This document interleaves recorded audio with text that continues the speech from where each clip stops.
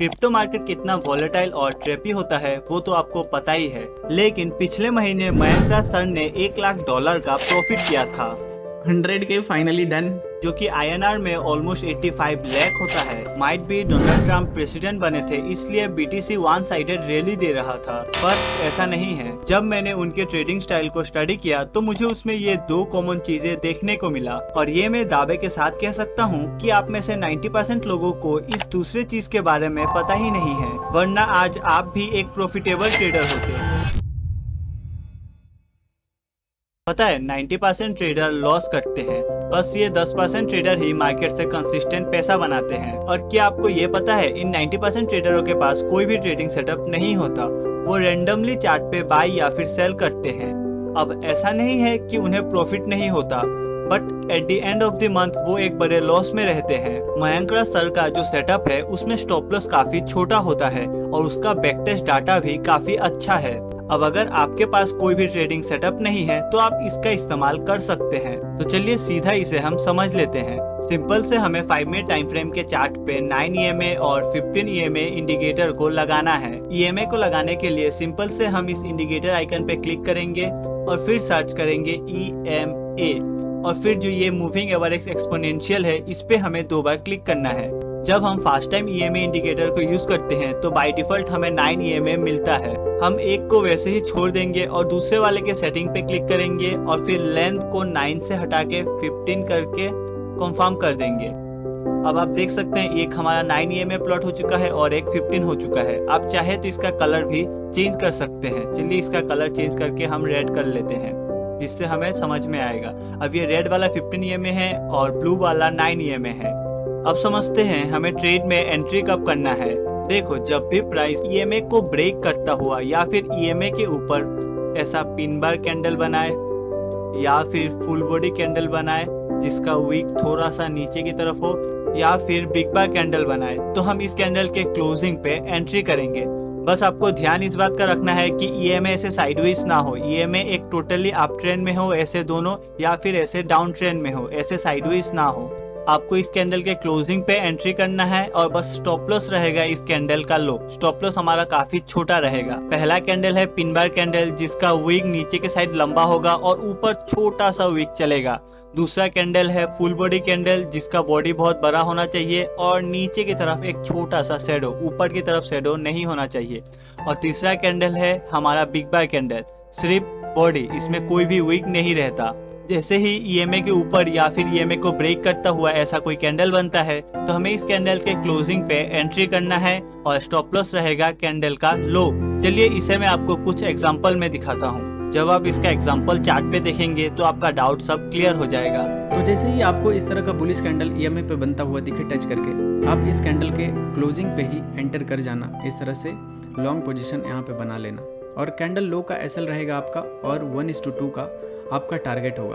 तो 1:2 का टारगेट इस तरह से आप बनाना और उसके बाद आप देखना ये आपको काफ़ी तेज़ी से मोमेंटम में आपको टारगेट देगा। ठीक है, तो ये काफ़ी तेज़ी से मोमेंटम आता है और आपके डायरेक्शन में मूव करेगा, क्योंकि आप देखोगे जहाँ से आपने एंटर किया कभी भी आपके प्राइस से नीचे नहीं आया। तो इस तरह से हमें बाइंग ट्रेड में देखना चाहिए। ये पहला सिनारियो था। दिखाता हूँ सेकंड कैंडल आपको किस तरह से आप एंटर करते हो। सेकंड एंट्री कैंडल देखो, ये देखोगे ये बड़ा सा बुलिश कैंडल ये जब बना था आपको इस पर एंट्री करना है। इस तरह के कैंडल पे आपको एंट्री करना है और इसमें भी आपका जो एंट्री के बाद आपका स्टॉप लॉस होगा वो कैंडल लो का होगा और इसमें भी आपको 1:2 का टारगेट बनाना है। उसके बाद देखोगे कि ये आपका 1 गो में आपका टारगेट हिट कर देगा। तो हमारा ये दूसरा एंट्री कैंडल था। तीसरा एंट्री कैंडल आपको दिखाता हूँ। तो आप देखोगे ये नीचे क्रॉस किया, लेकिन ये कैंडल देखो नीचे से EMA को क्रॉस करके, दोनों EMA को क्रॉस करके एक अच्छा सा बुलिश कैंडल यहाँ पे क्लोज हुआ है। तो ये हमारा तीसरा एंट्री क्राइटेरिया होता है, क्योंकि हमेशा ऐसा नहीं होगा कि EMA को टच करके ही ऐसा कैंडल बनाएगा।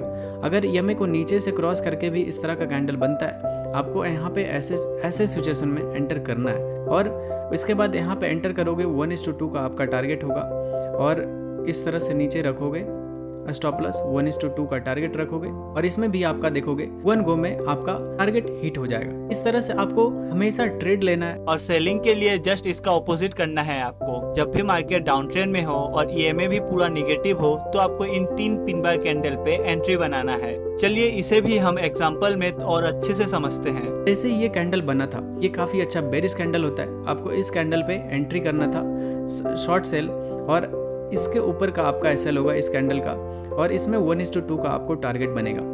ठीक है, 1:2 का टारगेट बना के आप इस ट्रेड में एंटर होगे। आप देखोगे कि हमारा 1 गो में हमारा टारगेट हिट हो जाएगा इसमें। तो इस तरह से आपको ट्रेड में एंटर करना है। और जो दूसरा कैंडल हमारा एंट्री क्राइटेरिया होता था सेलिंग का, वो है ये कैंडल।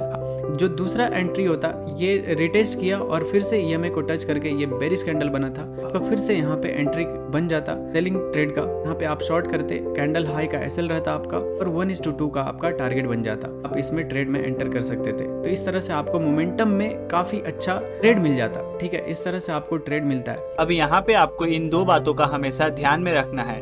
अगर मार्केट साइडवेज हो तो वहाँ पे आपको ट्रेड नहीं करना है। और दूसरा, अगर निफ्टी 50 में आपको सेलिंग अपॉर्चुनिटी दिख रहा हो और बैंक निफ्टी सपोर्ट ले रहा हो तो वहाँ पे भी आपको ट्रेड में एंट्री नहीं बनाना है।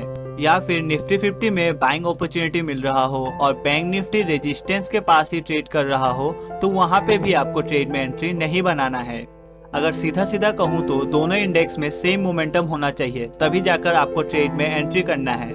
और क्या आपको ये पता है, यहाँ पे जो 90% ट्रेडर है जो अभी प्रॉफिटेबल नहीं है, वो ये सोचते हैं कि एक सेटअप उन्हें प्रॉफिटेबल ट्रेडर बना सकता है, लेकिन ये सच नहीं है। बस एक सेटअप आपको प्रॉफिटेबल ट्रेडर नहीं बना सकता, वरना वो सेटअप हर किसी के पास होता और आज हर कोई ट्रेडर ही प्रॉफिटेबल ट्रेडर होते।